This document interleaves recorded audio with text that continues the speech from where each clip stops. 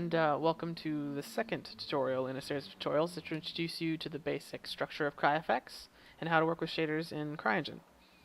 So in this tutorial slash explanation, we're going to go through the basically the organizational structure of CryEngine's CryFx, and that includes the whole idea of having the engine flags and material flags and the runtime flags. But before we get to that, I'm going to run through how each shader is defined in the engine.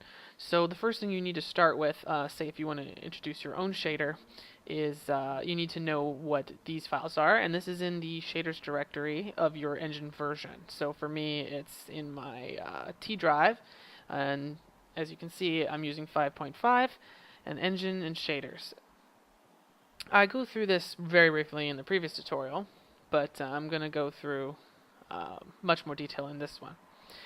So we're going to start with opening the ilum.ext file because that's what most people are familiar with. So I'm just going to change the language version to C++ just to get a little color in there. So basically, each property in here is a material flag. Material flags define local options for a specific shader. These are all evaluated at compile time, so you can't really modify them at runtime, just so you know. Each one of these is a declaration of a flag, and this is used to control your flow inside of your shader code for this specific feature. So an example of an ilum feature that everyone is familiar with is, let's say, parallax occlusion mapping. Each feature has to have a name prefixed by the % symbol, and then the mask is a bit mask, so it's binary. It basically registers the function. It's like a serialization almost. This is a little tricky. Bit masks are kind of annoying. If you want to add features, then you will need to remove a feature in the ilum shader because there aren't any free bit masks as far as I am aware. So the first thing I usually do is I get rid of the dirt layer, and you can do this by commenting it out. I'm going to use a multi-line comment. So that's just a / star and star /, which defines the area that which you're cutting out. So that is how you get started with defining features in a shader. Next, we're going to move on. I'm going to save that, and I'm going to go back into the structure, and we're going to go into hardware scripts and CryFx. So there's an initially overwhelming number of files in here, but don't worry, there's very few that you will actually need to worry yourself about, unless you're making something very custom or very complex inside of already existing shader. So we're going to start with just detailing, or really just overviewing the main parts of this layout, this section. Common ZPass is the first file you're going to go to for really adding anything to an existing shader like ilum. It is important to note that some shaders do not actually use the common ZPass. You can find out what shaders use the common ZPass by looking at the includes in another shader file, like say ilum.cfi or CFX. So I'm going to actually open up ilum.cfx. Now this is the main shader file. This is your ilum shader. You'll notice that it includes the common and ilum validations. Here is a bunch of script standards for the shader itself. I'm not going to go into any detail on these just yet, but that will come. Here is where the texture slots are named and defined.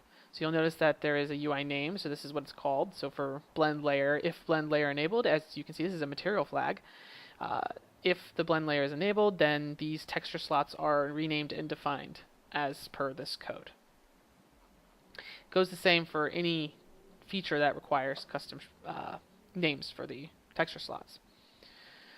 Then down here is the tweakables. These are the parameters themselves. I will go through each one of these in a later tutorial to go through more details, but you will probably recognize some of the names. I'm just going to keep going down. Now here is the vertex shader. People who have worked with shaders before will be familiar with the idea of the vertex shader and the pixel shader, so I'm not going to really go into too much detail. Basically, a vertex shader is just a program that runs for every vertex of a model. In the case of CryEngine, it appears very simple on the surface. It's very short, but this is just the very basic, most basic of things here.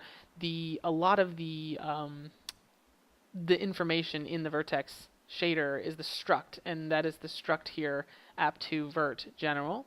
I will go through that later, but just to explain why it's so short. The next part is the geometry shader, which only is used if the silhouette parallax exclusion mapping is enabled. This is a very advanced effect, so I will not go into that now. So this function is a void function, which means it returns nothing. The gather material attributes is probably the most important function in the base part of the shader, because this is actually getting the material attributes common structure, and that includes your normal map, your normals, your albedo, your specular, glossy, all the things that you feed into a BRDF, a reflectional distribution function, will be in this material attributes common attributes. So as you can see, it's being used here as attributes.smoothness, for instance. So the attributes struct has a bunch of things in it that you will then edit using your shader. And then at the end of your shader, all of that gets fed back and output. So you'll return, let's see, where is it here? Yeah, so you're actually going to send out. Out is basically just in modified. So at the beginning you see pix out equals pix out. And once again, this is just the struct. So this includes all of that information that you are putting in. That's about it for the ilum.cfx file. It's a pretty basic structure, but it's worth noting that even though it looks very complicated, you can pretty easily trace things by looking at the include. So here's that common ZPass include that I was talking about. So the shader will complete the compilation as illumination vertex shader and illumination pixel shader, and if you have tessellation, you have the hull shader and domain shader as well, but we're not going to go into that at all right now. That gets into a whole other set of things. I will run through tessellation in a different tutorial. That is a monster in and of itself.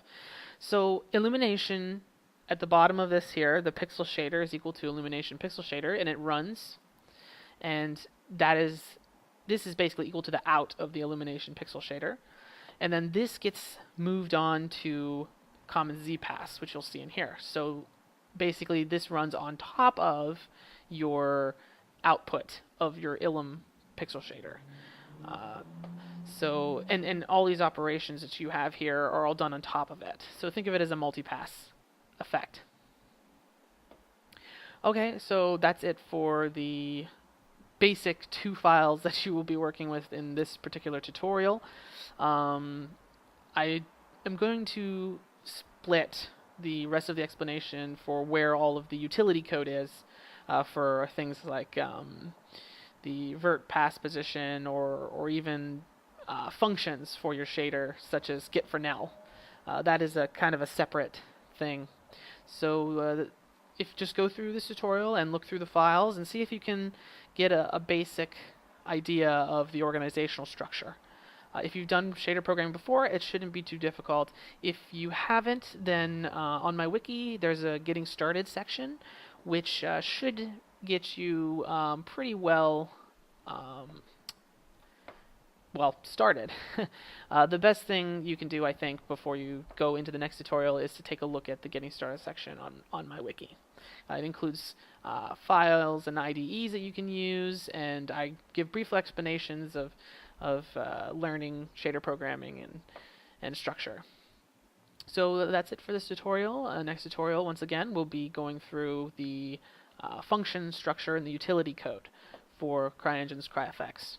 And then after that, we will get into an actual programming tutorial. So see you in the next tutorial.